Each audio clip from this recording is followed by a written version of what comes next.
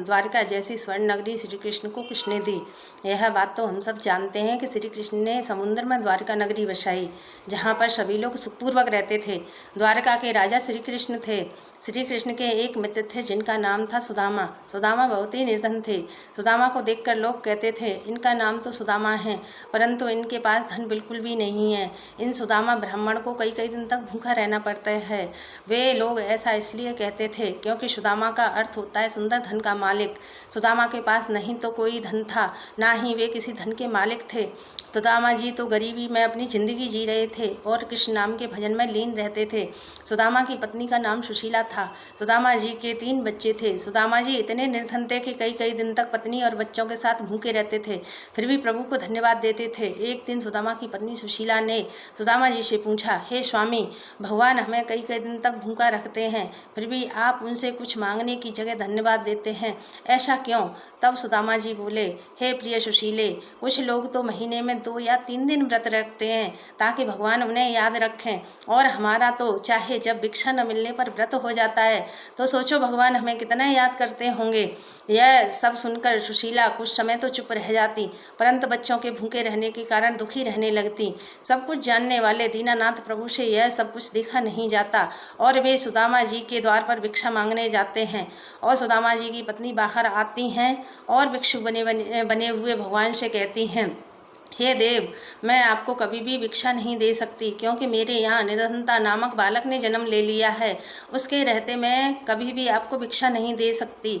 यह सब सुनकर ब्राह्मण बोले, भगवान बोले, जिसके पति के सखा द्वारकाधीश हों उसके घर निर्धनता का जन्म कैसे हो सकता है।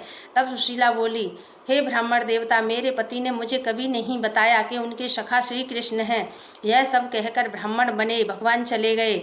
जब सुशीला सुदामा जी से कृष्ण के बारे में पूछती हैं तो सुदामा जी चौंक जाते हैं और कहते हैं, हे सुशीले, अगर तुम्हें मैं कृष्ण के बारे में बता देता तो तुम मुझे द्वारका भेजकर सहायता मांगने को कहती।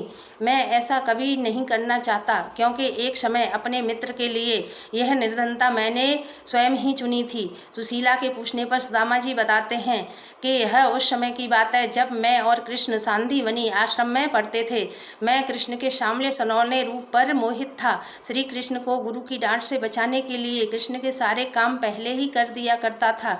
जब गुरुकुल में कभी श्री कृष्ण उदास होते तो मैं उन्हें वृंदावन की कथा सुनाकर सुलाया करता था। एक दिन सांदीवनी आश्रम में भृगु ऋषि भिक्षा मांगने आए तो गुरु माता ने भृगु ऋषि से कहा कि आज आश्रम में भिक्षा देने के लिए कुछ भी नहीं है, तो भृगु ऋषि आश्रम से चले गए। भृगु ऋषि ने ध्यान लगाकर देखा कि आश्रम में 2 पोटलियों में चने रखे हैं जो कृष्ण और सुदामा के लिए हैं। तो भृगु ऋषि ने कहा, तुमने मुझे भिक्षा नहीं दी और कहा कि देने के लिए कुछ भी नहीं है।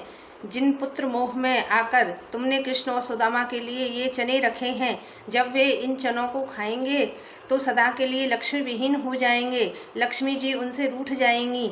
बगीचे में फूल तोड़ते समय मैंने यह सब सुन लिया।